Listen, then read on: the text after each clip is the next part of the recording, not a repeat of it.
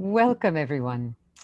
I'm Annette Insdorf, delighted to welcome you to Real Pieces Remote. Behind me are images from A History of Racial Injustice, the 2020 calendar of the Equal Justice Initiative.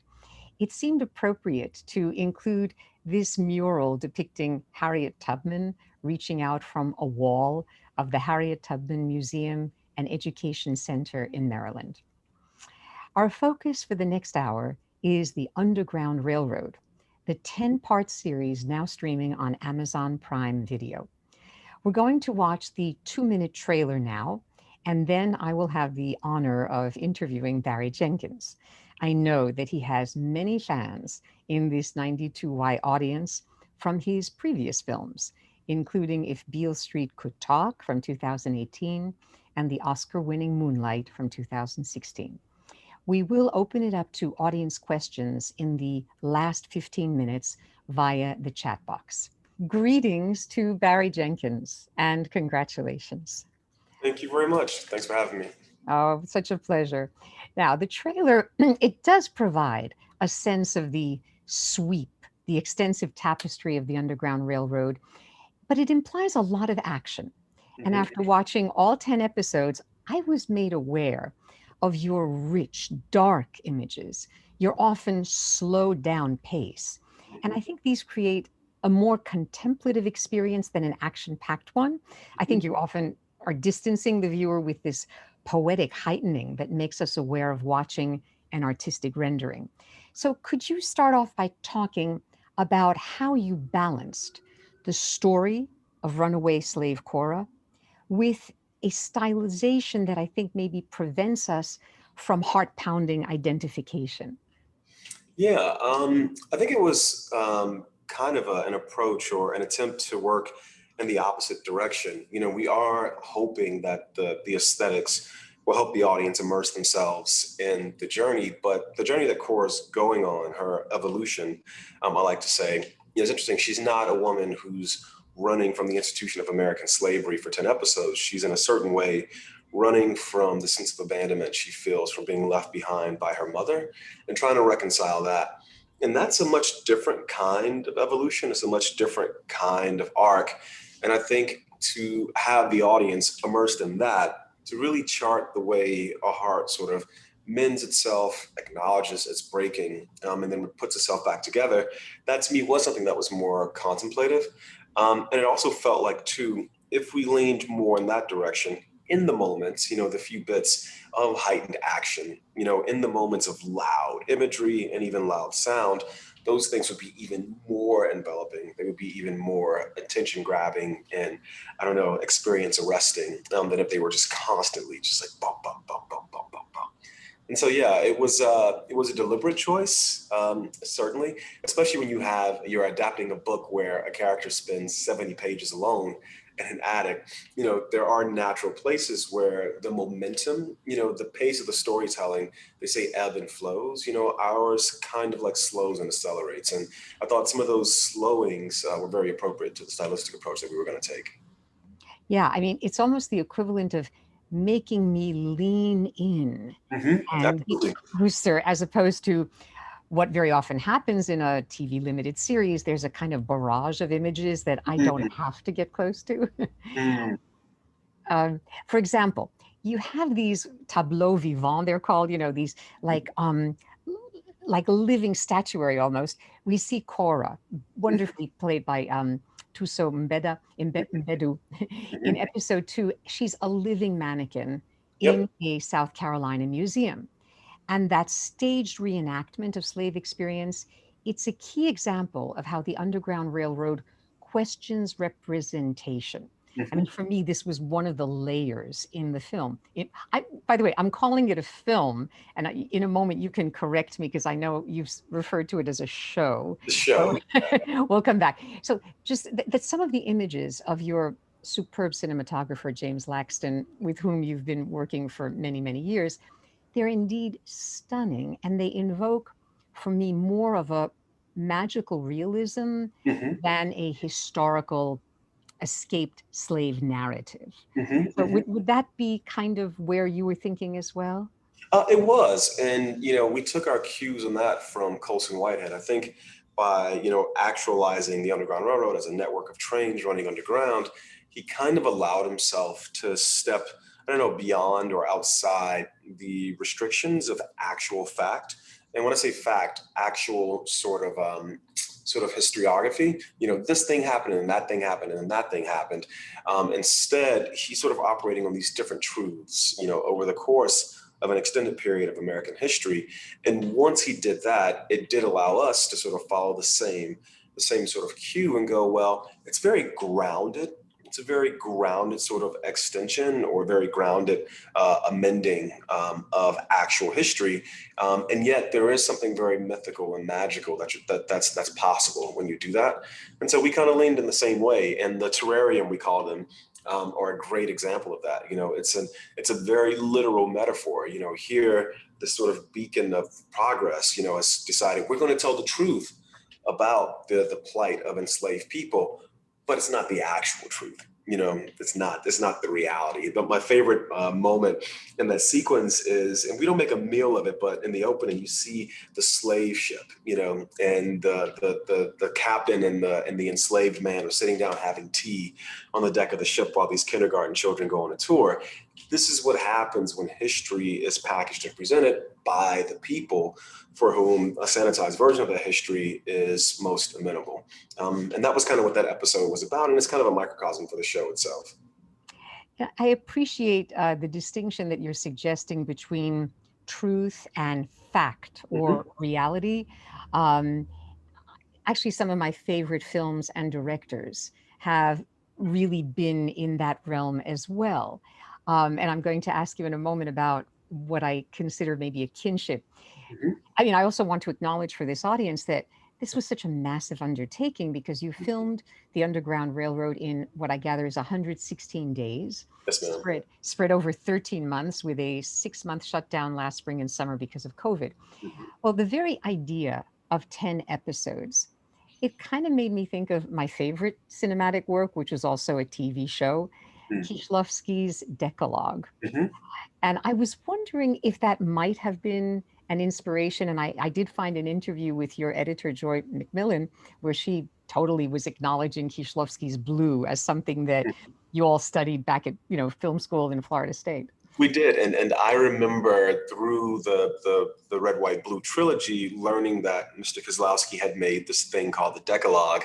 And back in those days, it was hard to track some of these things down. So I actually bought the DVD. Facets Video in Chicago had put it out on DVD, and so that was before Criterion put it out. And so I bought the Facets collection, and I did watch it, and I was very, very impressed that a filmmaker, someone who does the same thing I do, although at that point I was like a little baby, that they had created something. I was just 10 hours, this is impossible.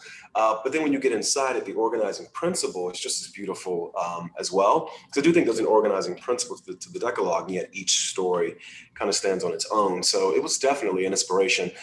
James Laxton, the cinematographer, we try not to watch our immediate inspirations right when we're going off to make something. So I think the memory of the Decalogue and the energy was what the primary inspiration was, but not formally or aesthetically.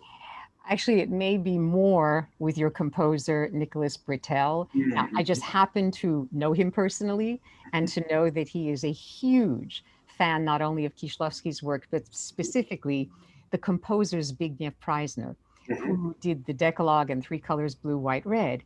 And I thought that his score for the Underground Railroad was magnificent. Mhm. And it made me think of the Decalogue because there, Zbigniew Preisner created this recurrent musical bridge of 4 notes, Mhm. 3 ascending and then 1 down. Mhm. And I think that Nicholas prepared something that is 4 descending notes, Mhm. mainly strings, often ominous, as well as a lyrical 7-note refrain. Now, this is not just a way of celebrating Nicholas Britell, Zbigniew Preisner, and Kieślowski. Mhm. It's my way of asking, how did you collaborate with this wonderful composer who also worked with you on Moonlight and Beale Street? How did you work together? Was he composing prior to shooting, Mhm. during shooting, after shooting? Just tell us a little more about that. Yeah, because the production schedule was so long, he definitely was composing during shooting. And I think I had two visits with him over the course of the 116 days, but I would send him footage. And even more importantly, I would send him sounds. The show was about an underground network of trains. And so there was a day I was on set and a construction site, maybe 300 yards away, was doing some very deep drilling into the earth, but I could feel the vibrations beneath the set I was standing on. And so I told one of the production assistants, go record that hum and send it to Nick. So I sent it to Nick, and that's sort of like was the inspiration for some of our bass lines in the show. And then it's interesting, the four descending notes that you're referencing, we also had our sound designers were doing field recordings for us of all these animals and wildlife and bugs. And Nick and I, we love speeding things up and slowing things down. And so we found this one track of cicadas and we slowed it down and slowed it down. And when we slowed it down, there was this one cicada that stood out above the others that we nicknamed Fred. And Fred was doing this melody that was these four descending notes. And so Nick put that into the computer and we tried to figure out how can we play that with instruments. And once we got that one little piece, that and the drilling, we started just bridging off and bridging off and bridging off. So it was kind of organic. I think what's so wonderful about Nick is he's always responding to the show, responding to the image, responding to the imagery the actors are putting out. In this case, it was responding to the environment. And the environment is so important to the success of the show in immersing the audience in our main character's experience. Absolutely. And there's such an elemental quality visually and orally, as if the soil itself were engendering some of the images and sounds. I think that the fact that we filmed the show entirely in the state of Georgia, which wasn't our intention, but that soil, is a very fact-based sort of location for many of the things that we're exploring in this show, for many of the things that anyone explores when they talk about the condition of American slavery. And so it made sense that in an elemental way, the light that we're filming under is the exact same light, and some of these trees have been here for 200 years and they have seen many of the things that we're recreating. And so we just embrace those things. Wow. I did notice, though, that in episode 9, the music suddenly was very familiar, and it was Debussy's Clair de Lune. And as I jotted down Clair de Lune, I suddenly thought, wait a minute, that's Moonlight. In other words, Clair de Lune means moonlight. Oh, interesting. I didn't think of that, but I will say I knew I didn't want needle drops in the show. We evolved to the place where I thought they would be great at the end, the conclusion of episodes, but I didn't want any music that wasn't scored by Nick or played on camera to be in the show. But as I was writing that episode, there was just something about, I just was looking for a release. And in my head, I was hearing Debussy. I was just hearing it. I was hearing Clair de Lune. And I thought, well, I can't fight this. And so I wrote it into the script. And we even played it on set while we were filming that sequence. And when we got into the edit, it was like, oh, okay, yeah, this is why. The energy was very apparent. We're keeping it. Yeah, we had no choice. We had no choice. I understand that. We didn't keep it, it kept us, is kind of how I like to say.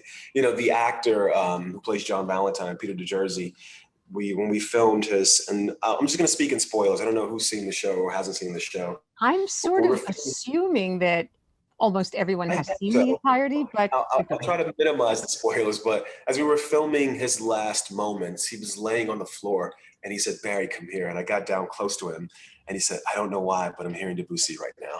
And I was like, oh my God. Yeah. That's pretty amazing. Okay. That's amazing. And as long as I'm indulging in questioning you about influences, I recently got to see for a second time Daughters of the Dust, that Julie Dash directed in 1991. And it's set in 1902 with this lush and fluid cinematography of Arthur Jaffa, John Barnes' evocative syncopated score. And I realized that it portrays a matriarchal African-American culture on St. Simon's Island, located off the Georgia-South Carolina coast. And I was just wondering whether that had been at any point an inspirational film. Yeah, it was on our mood board for sure, especially Mark Freeberg. We were working in Georgia and we had a bunch of advisors from South Carolina and so a lot of the Gullah Geechee sort of like culture, a lot of that aesthetics, just organically made its way into our reference, as we were building certain things. And then the people who were actually on set with us, like helping us sort of advise the background extras, the background actors, all these different things, they were in a certain way, like there was this lineage between them and that film. And Arthur Jaffa is someone whose work, I admire greatly as well. And so I do think it's sort of in like the gumbo of what's happening. But again, we try to not watch anything when we're making, because it's so easy for those things to make their way in. The only thing I allowed myself to watch during the making of this show was a Stalker by Tarkovsky, which I just came home one day and it was on the Criterion channel. And it's about these men who are on a rail car going into the zone, where they're having these magical realist experiences. And so I just thought, well, I can't resist this one. And so that I allowed myself to indulge in. Okay. I mean, obviously, these films that we're invoking are very rich in sensuous detail.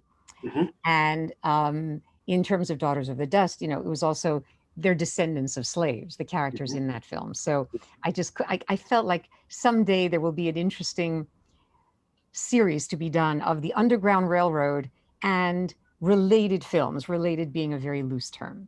I mean, and if this show was anywhere in proximity of Daughters of the Dust, that would be the highest honor. I'll say that. Okay. Now, Colson Whitehead's Pulitzer Prize winning novel was published in 2016.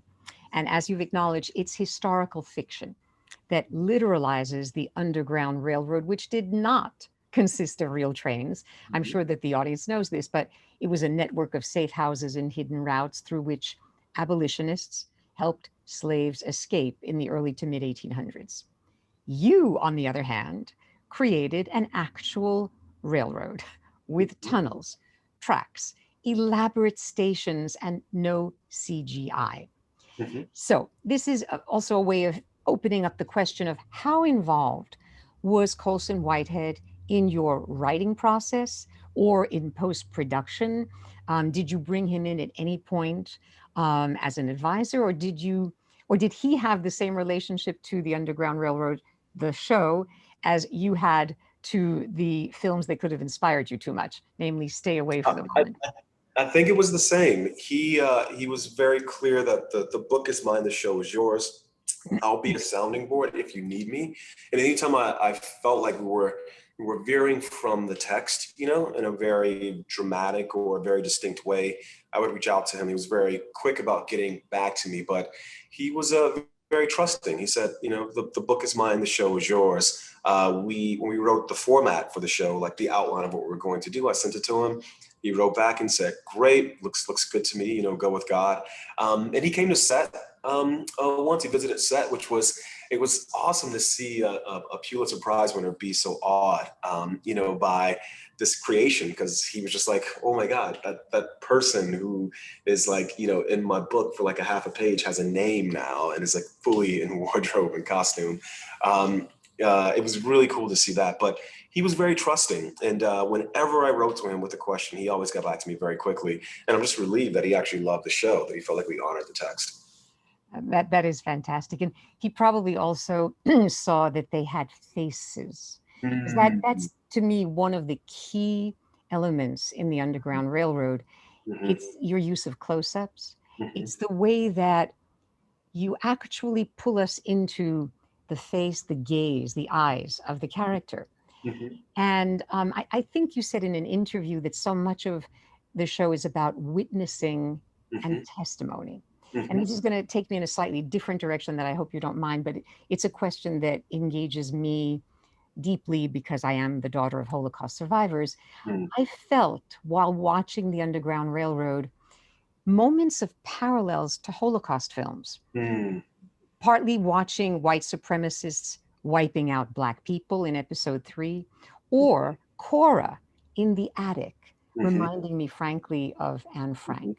Mm-hmm. I wondered, even though it's a different realm and I'm not making any easy, analogies, did you watch films like The Pawnbroker or Schindler's List, for example, even though they come from a different historical realm? Yeah, I've watched them for sure as a student and just as a fan of cinema over the years. And And it was clear to me that if there was a parallel sort of endeavor of trying to speak to one's ancestors through the medium, of their voice, through the language of cinema, that for me, at least, that was it. I wouldn't say that I'm friends with Steven Spielberg, but I've met him a few times.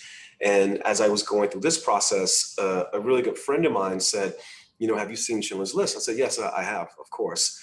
And he said, well, have you seen the acceptance speech for when Schindler's List won Best Picture?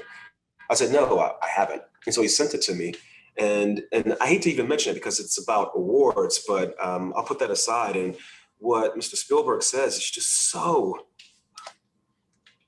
it just knocked me down. He essentially says, there are 600,000 survivors of the Holocaust alive right now. Use them. Do not let this history be forgotten. And this is a genocide that's been as documented through arts and letters and cinema as any. In the history of the medium. They were making films about the Holocaust as it was happening. And yet, even still, Mr. Spielberg felt the need to say that. And then, of course, he brought a Holocaust survivor on stage with him who was an advisor to the film, who said, he told the story about being in one of the death camps and his friend's last dying words, do not let my death be in vain. Tell them how this happened. And it just like knocked me down. It just knocked me down. It just knocked me down because I felt like so much had been done in the service of that mission. And to see this man was at the height of the medium, the height of the form, and still feel the need to implore people. I thought, oh, okay, I have to keep going. I have to do this. The film I'd say that I felt the most inspiration from in making this was Laszlo Nemes's Son of Saul, because that was a film that I saw at Telluride, and I was just blown away at how niche the story he decided to tell was. And in its specificity, in its very narrow focus, how just completely it spoke to the horror, the condition, and the humanity, of those people. And so I'd say that's a long-winded way of saying yes to the question. And Laszlo's film, Son of Saul, would be the one that just completely jumped out to me and it grabbed me. I'm not in the least bit surprised to hear it. I think we were probably at the same Telluride screening. I introduced it in Telluride. Yes. And in fact, the darkness of the palette, the slowed down pace, the refusal to use traditional, conventional shot, reverse shot, I forget about it. And I can feel the kinship between both films. Also, when I interviewed Laszlo, he told me that one of his greatest inspirations was a film that I show in my classes at Columbia all the time, and I'm suspecting that you have seen it too, namely Come and See, the Yes, of Russian course. film from Off. Yeah, 1985. of course. Yeah, that's another one that I would recommend holding in one hand while, perhaps trying to hold the Underground Railroad in the other. Yeah. And I did want to mention something you earlier when we talked about truth versus fact. I'm reminded of this wonderful critic who's at Columbia, Saidiya Hartman. She uses a speculative method of writing history that she terms critical fabulation. And it questions the authority of historical archives as the only source to illuminate the past. And I think that what you're doing also, I understand that the novel is exactly that, it's fiction. But when it comes to Holocaust survivors or the descendants of slaves, obviously there has to be an imaginative act, a creative and restorative act that moves away from printed journals that in many cases were written by the victors and gives a possibility for a new kind of, quote, truth, Yeah, unquote. I think sometimes you kind of have no choice. You have to. It's essentially the only way to get at this truth. I'm thinking of after Moonlight won Best Picture. It's a long tangent. I went to Merida, Mexico, just because I had seen it. I was obsessed with this show called House Hunters International. I had seen a couple of episodes set in this place in the Yucatan, and the houses were very calming. And I thought I'm going to need some more calming to go in the aftermath of this, so I went. I flew from LA to Miami and then Miami to Merida, which is like a 90-minute flight from Miami, from the place where I grew up in these housing projects.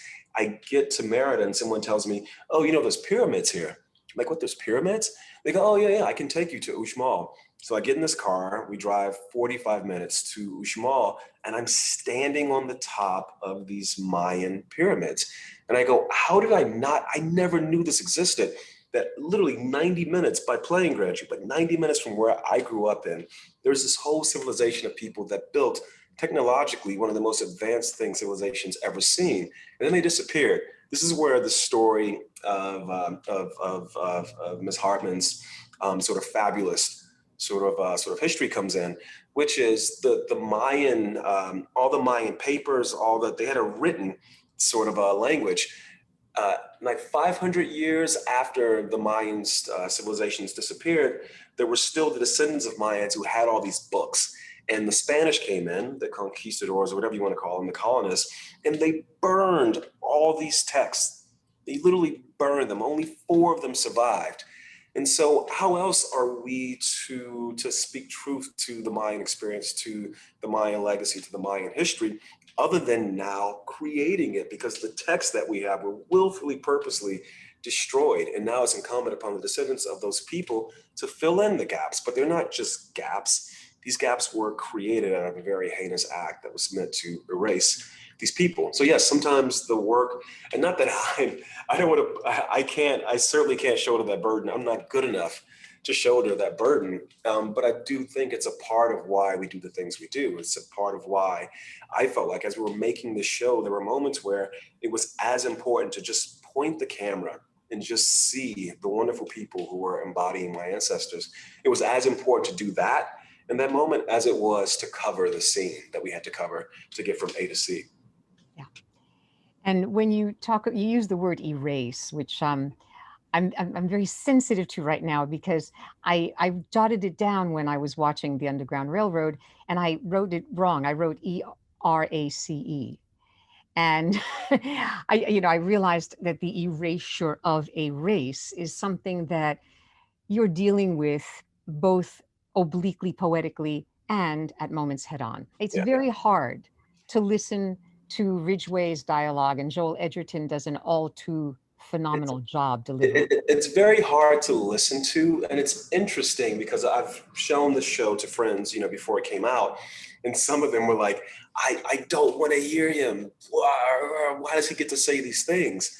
I'm like, I'm not afraid to allow him to perjure himself. I'm not afraid to allow him to state all these horrific things. He says, giving of themselves.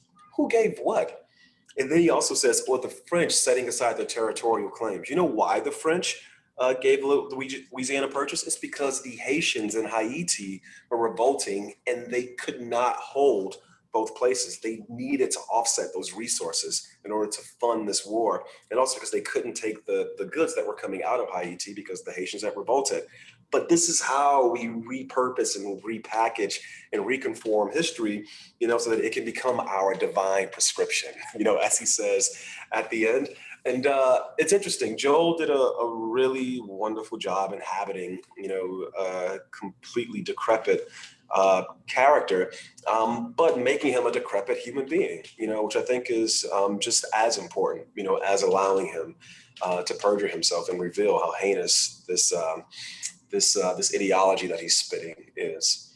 Yeah, it's funny. I spent so much time on that scene that I don't know if you can see me. I know the words by heart at this point. I could give that damn speech, and then probably hate myself for giving it. No, but it's so important to include this. I mean, was Hitchcock once said, a movie is only as good as its villain.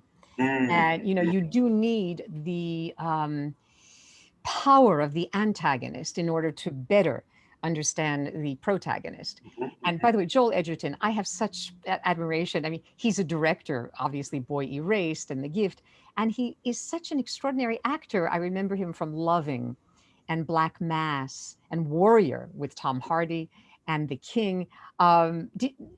did you initially think of casting him, or I heard from someone that he was the one who pursued you to play the Ridgeway? It was a combination of a couple things. I had seen Warrior as well and loved it. I also loved him in Zero Dark 30 of all things, because he has a small part in that, but very, very impactful. And then Loving came out the same year as Moonlight, and so we were on the sort of circuit together, and I got to spend a little bit of time with him. And it's interesting because in the book, Coulson writes this character as being 6'5" and all these different things. He's like literally the Terminator, and yet those things were interesting. But it was more important that somehow through the facade of this, you could still see the darkness of this. And so Dee Dee Gardner at Plan B, who produced some of the work that Joel has been in, she was just very adamant about saying he's a great human being and he's a phenomenally talented actor. And the thing that sold me was, you were mentioning Chase Dillon, who was the little boy in that scene. When you have a 10-year-old actor, and Chase was 10 at the time of filming, their scene partner is helping you guide them through the scene. And Joel, it was very clear that he had that quality, having directed kids himself, that he could function with Chase in this way that allowed Chase to do his best work. Yeah. And by the way, I'm happy you invoked Dee Dee Gardner. Among other things, she is my former student from when from way back when I taught at Yale. I did not know that. Yeah. Actually, oh no, wait. I don't remember whether it was Yale or Columbia because there was an overlap period. But I think she has impeccable taste, including working with you. Now, Chase Dillon. Okay. The character of Homer, he's like 11 years old, whatever, in the film. He wears this 3-piece suit, a bow tie, a hat, but he's black. This black boy is absolutely loyal to the white slave tracker Ridgeway, even killing black people on his behalf. And I could not get him out of my mind while watching the series and afterwards. And I just, if you could help me appreciate, is this Stockholm syndrome, which obviously a term that did not exist in the 1800s, how do you see the motivation of Homer? I think to some degree it is Stockholm syndrome. I think it's also about survival and about empowerment and self-worth. One of the things in the book that really shocked me about this character, and we do cover it in the show, there's this brief moment where Coulson writes that he chains himself to the wagon every night, electively, by choice. And he says, it's the only way he can get sleep at night. And so there's this idea beneath that character of wanting to know that this space that he inhabits, that's his space. And no one need worry about him trying to ascend beyond that space. And in the service of having the comfort of knowing he will always occupy the space, he is willing to betray his race and help Ridgeway in the capturing and the destruction and the dehumanization of these enslaved people. I mean, I said to Coulson many times, this character is frustrating me, and there's something about him that I don't like, obviously, and yet he's a child, so why am I disliking a child?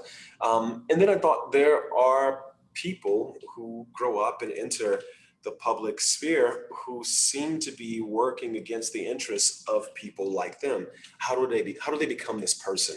And I thought, by exploring this character, it was an opportunity to explore how someone at the root can sort of be brought up in a way that they can become these people. I also thought, too, there was a very interesting dynamic between Ridgeway and Homer. There are certain times where you think, it's a father-son dynamic.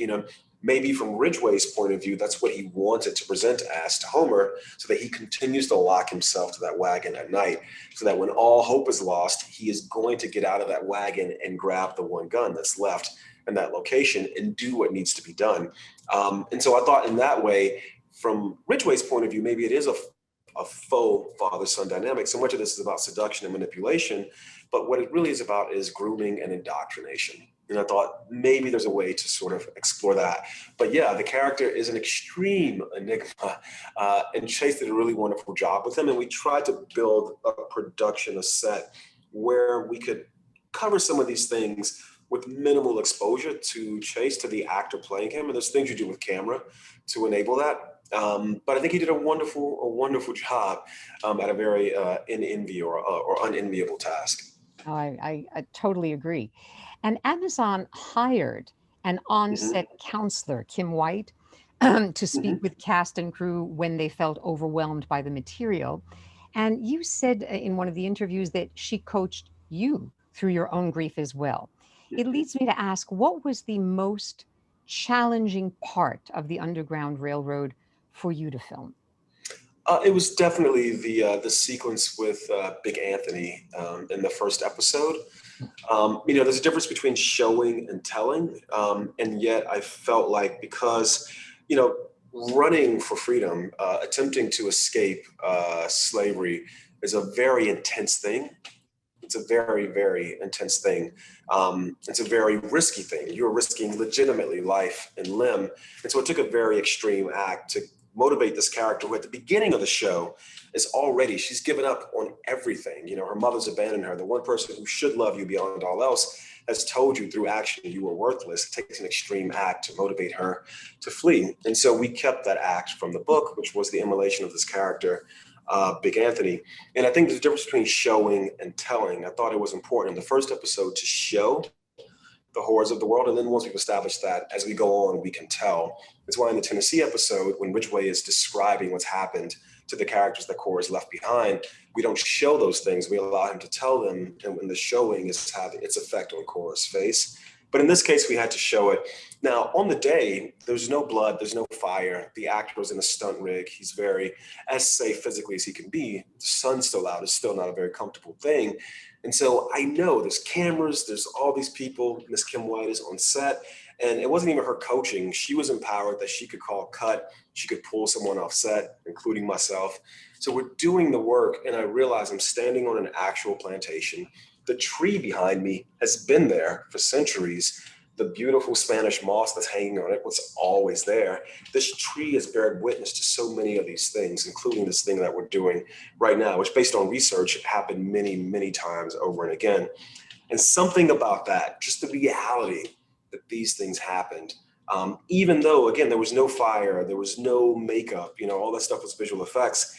It was just, because it's one thing you have the craft that you're trying to work towards, and then you have the emotion and the truth of what you're actually doing. So much so that I tried to excavate the scene. What else is happening? Instead of just the acute trauma, we pan off Big Anthony and go to the people who were forced to witness. This is how trauma metastasizes within a community. I thought, oh, that was interesting to unearth. Also, typically in a film like this, when this is happening to someone, they just scream out in pain. Big Anthony speaks directly to the people forced to watch. He says, no more masters, no more slaves. He's preaching, and then he says directly to the brutalizer, God damn you, God damns you. He's activated. He has agency even in this moment. And then we force the audience to embody him, because too often I remember seeing these images, these photos from the Jim Crow South, which is many years after this. You see the aftermath of these events, and there's kind of a distancing. I wanted to have the audience forcibly have to witness this as this man witnesses himself. And I wanted to even take that point of view and have it sort of like it elevate and sort of come away and really just float. Again, this disassociative moment, because the brutality is so horrific. But the day was so emotionally intense that the craft broke down. And at a certain point, I was just at the edge of what I could do creatively, because I had to just protect everyone emotionally. Yeah. I can't even imagine what it would have been like in that setting to be responsible not just for the image, but for the emotions of you and the And, cast and, and and, crew. and I'll say one more thing on top of that. People have talked about, oh, the show is so beautiful. It's so beautiful in a certain way. And we didn't bring any of the light there. And we didn't place the tree there with the Spanish moss that catches the sun. We shot in sequence over the course of a day. This party would have happened over the course of a day. So the sun is setting into this. This is an actual plantation house. This is the actual courtyard. So the natural beauty was there inherent. To me, it makes it even more horrific that in the presence of all this natural resplendent beauty, in the presence of the beauty of my ancestors, these things still happened. These horrors were still carried out.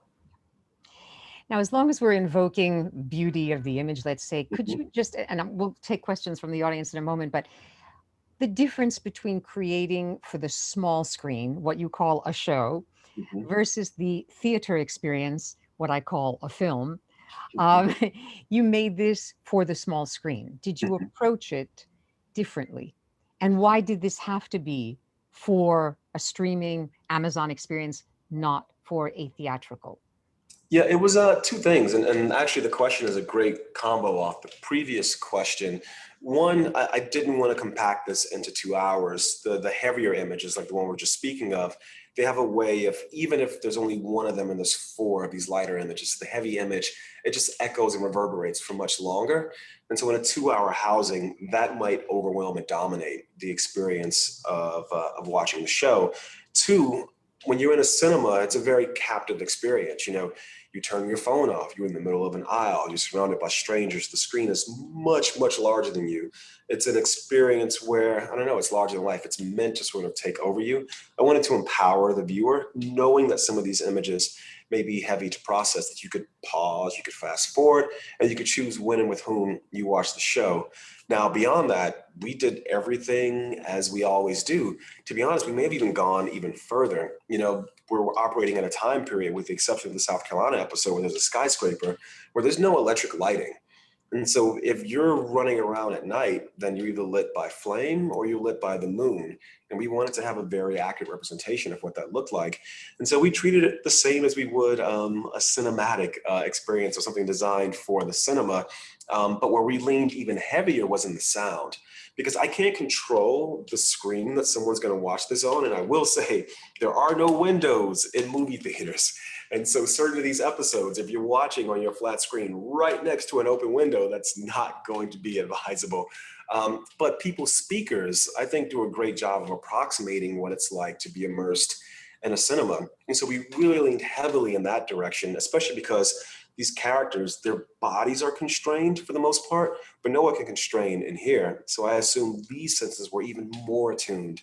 And so what she hears, what the audience hears through the journey, that was a cinematic experience that we thought, oh, we can really go for it in that space. Yeah, and it comes through very, very potently.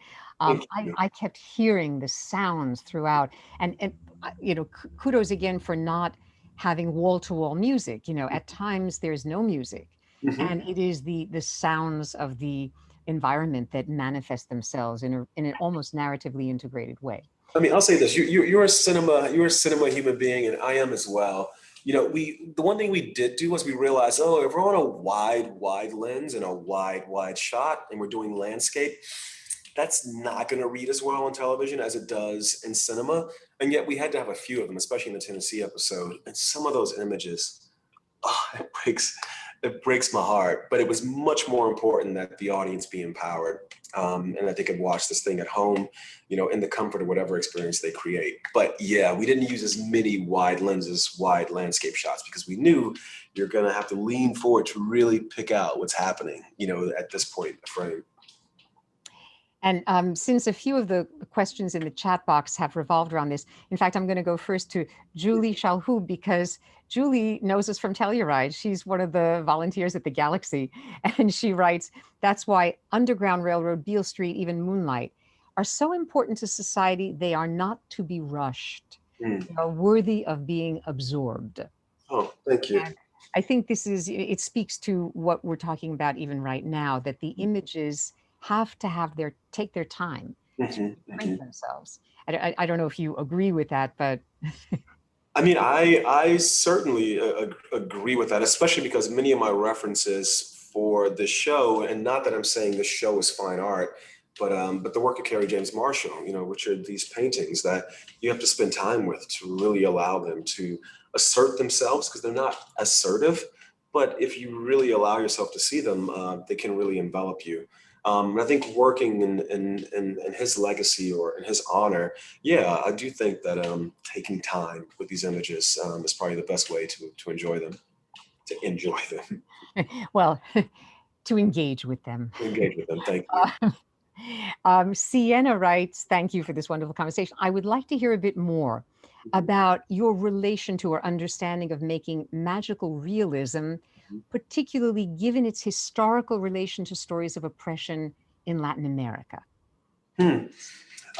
That's a very interesting question. I was with a friend last night, and we were actually talking about his friend Katrina Dodson. She translated Clarice Lispector's stories that came out about 2-3 years ago. She actually won a PEN Translation Award for it. She deals in Brazilian literature, and she was talking about something she's translating right now. We were talking about Machado de Assis, and we did talk a bit about the Underground Railroad, because I do think, and even in my own life growing up, my grandmother was from the Bahamas, and she had all these very concrete things that she kept in her life and around the house that had this mythical, this magical sort of quality. I like to say I have faith in faith. And I think magical realism to me and faith are very sort of conjoined. And I do think in South America and the Caribbean, and for me, my experience, because I don't know exactly who I'm descended from, but watching the side of my family that was from the Caribbean and then keeping these traditions, my grandma always had a penny and a jar of water beneath her bed. And if you touched that jar, that was your ass. I mean, she was like intense about this jar, but there was something about the faith that she put into it that was very moving to me. And so throughout the show, I'm dealing with this character in particular, but these characters who aren't allowed to possess very much. And so I felt like, oh, isn't this wonderful? We can create this grounded magical realism out of the things that they take care of, that they have passion for in their lives. And so the okra seeds became one of those things. The hatchet became one of those things. And the placenta that's buried, in the garden, from which, by the way, that same okra grows that she plants at the very end of the journey. I thought, oh, there's something in here. What I said to everyone was, nobody's going to levitate, but emotionally, we want to take these things, sublimate them, so that if someone did, you might buy it, because there's so much power in these very grounded symbols that we're taking from their environment. And so, yeah, that was a way to do it. I never connected that maybe through reading, just through the exposure of my friend, all this Brazilian sort of literature. And you talk about the descendants of African slaves, the story of Brazilian literature, Brazilian culture is so deeply embedded in that alongside our own. So maybe there was something to it. It's a very good question. I haven't gotten that one before. Welcome to 92Y. That's Sienna Berkt, my former Columbia student. I'm so proud of the people that I've taught. Pamela Yates writes something related. She appreciated the sense of time traveling, that everything was of its time, but had a past and could also time travel to the future or our present. Could you talk about your thinking about that? Can you reframe the question real quick? I'm sorry. I was reading in the chat box something that caught my attention, and I wanted to make sure I read it the right way. Okay, and by the way, you can also pick a question from the chat box. No. This sounds like an awesome question. I want it. I appreciated the sense of time traveling, that everything was of its time, but had a past and could also time travel to the future or our present. Mm-hmm. Could you talk about your thinking about that? Yeah, some of that was this idea, when Colson and I first met, I said to him and he agreed. I was like, the book could be a little bit steampunk if you went in a wrong direction. He's like, no, it's definitely not steampunk. But it did get us thinking about Afrofuturism. And Afrofuturism is something that we always think of as, spaceships and Sun Ra and pyramids taking off and going back into outer space. But I also think that our ancestors, I'm sure, because their bodies were so constricted, their consciousness had to just be so just rampantly evolved. I thought, oh, these Afrofuturist principles can also apply to these characters, to these African slaves and their descendants. And so there was something about the freedom that Colson took in jumping the facts forward within the housing of this narrative, that, yeah, it did give this sense of time travel in a certain way. And the place where we really tried to mark that was in the train stations. To me, when we were in the writer's room, there were some things I wanted to ask Colson directly and some things I didn't want to. I wanted to infer. And so I thought, oh, as us in the writer's room, the group of us, we were trying to figure out, oh, so why everything looks the way it does when Cora gets to South Carolina, because she feels a certain way. She gets to North Carolina and there's literally a block because she's not ready to leave behind the things she's left behind in South Carolina. And so it just opened up this whole thing where it's like, yeah, it's not literally time travel. It's emotionally maybe Cora's trying to travel to a place that's further in her actual evolution than she's capable of at that point. And that gives us the freedom to jump around in these different time periods, but always in a grounded way. So I don't know, it was something that I just embraced and tried to not really think about. But I was going to say the train stations is the place where we really mark it, because by the time she gets to the Tennessee train station, now there's a French bistro, and there's charcuterie, and there's like New York subway tile on the wall. And there's that beautiful mural, which to me is a bit of time travel. That was an episode that we wrote for the show, but did not film, titled Genesis. I'll pitch it very quickly. Genesis was, because when I first heard the words Underground Railroad, I imagined men like my grandfather, who was a longshoreman, building the Underground Railroad underground.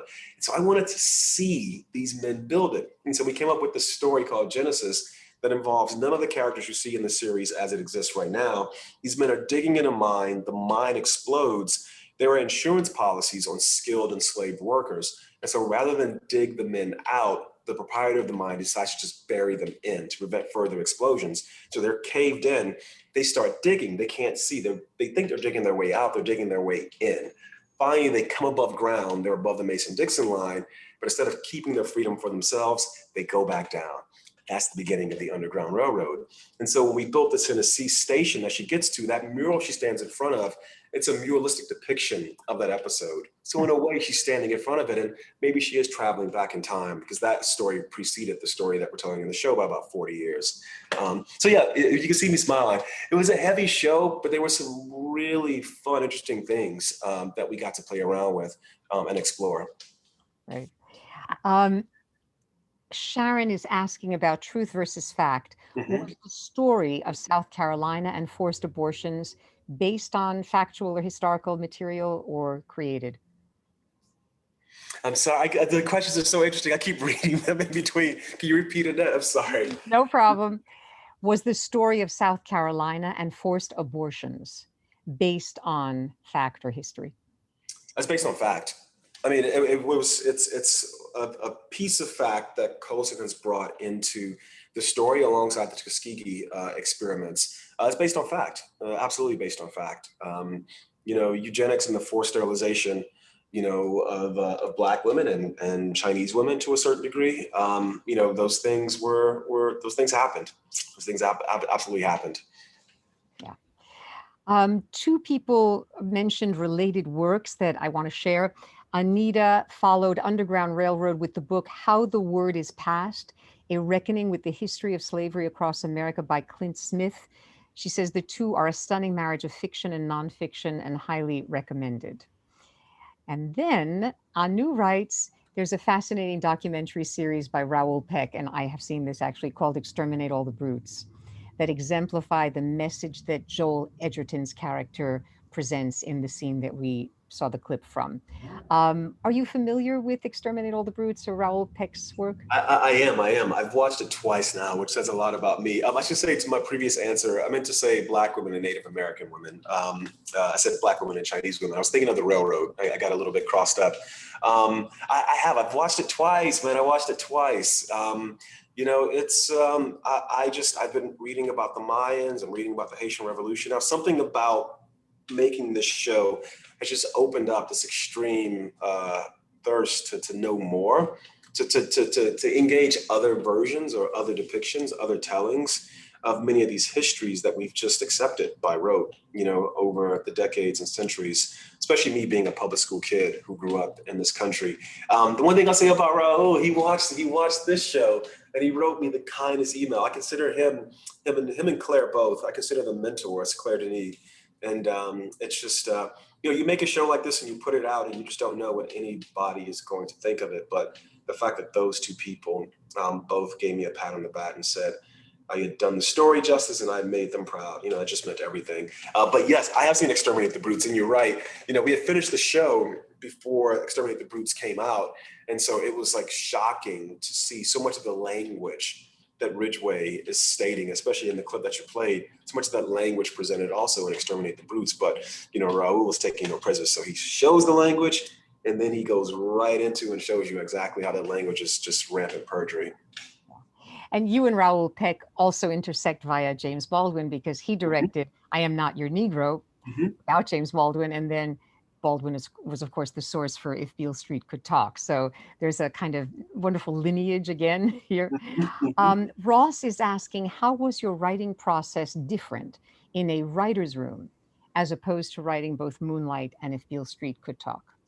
Oh, it was great. You know, when you're making a feature film, at least my experience so far, you're basically in a silo. It's just you. You're working in a vacuum. It's quite lonely.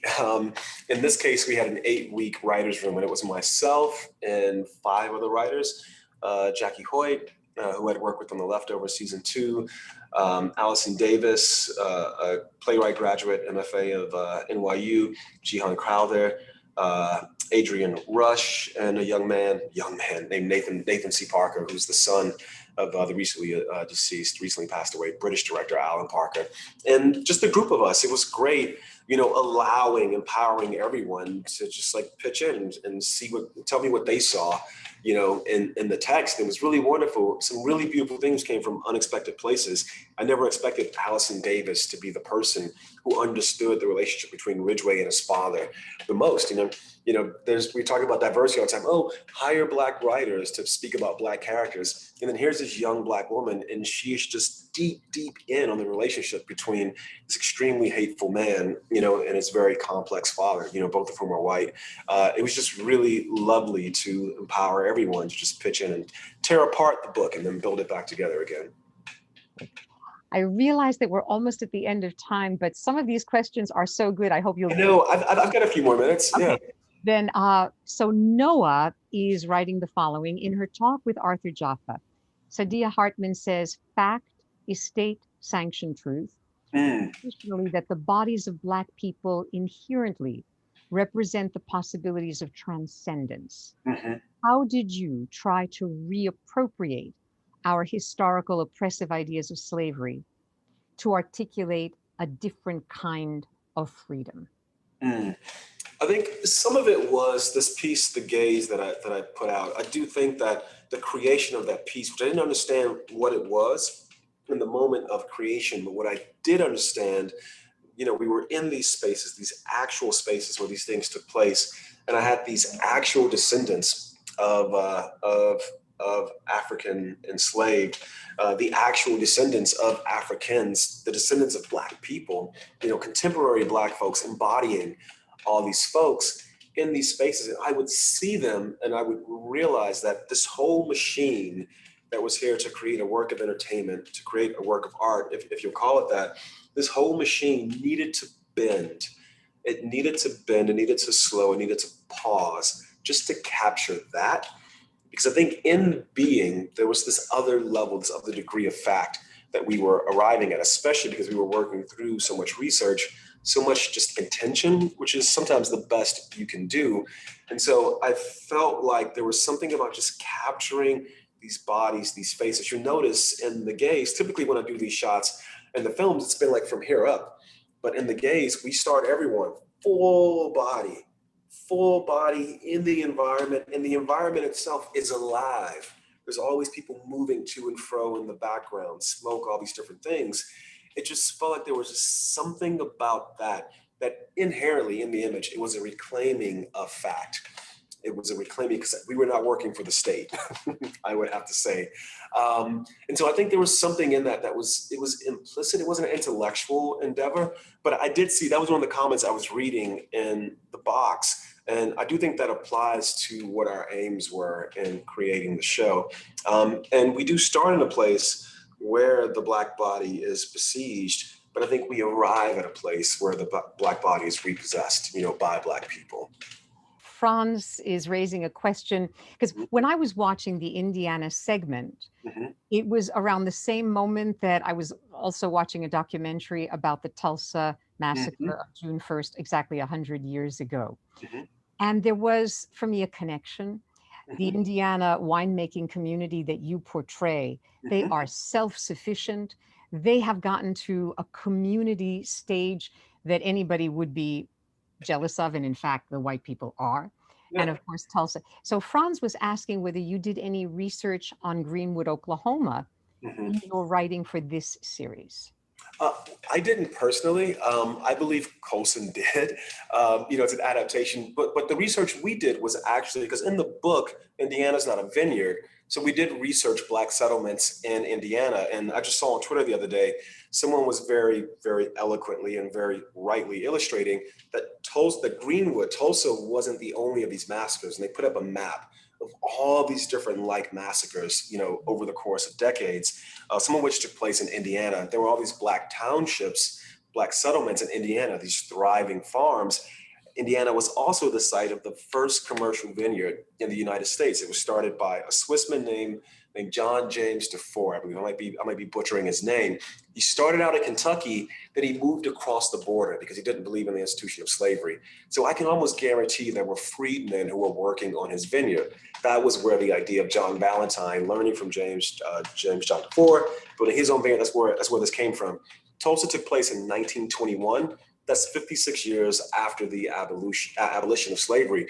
So the seniors in that community were likely alive. They were born into slavery, and their immediate descendants were the business owners, the proprietors of Greenwood, of Tulsa. So unquestionably, you could look at all the children in episode 1 of our show, and they could absolutely be the people, the inhabitants who own these businesses in Tulsa that were brutalized, exterminated, whatever word you want to call state-sanctioned genocide in Tulsa. So I do think there's a connection between the two. Someone asked me, "Oh, are you going to make a film about the Tulsa massacre?" I said, "No, in a small way, we've already sort of done that." So I do think there's a direct connection between the two.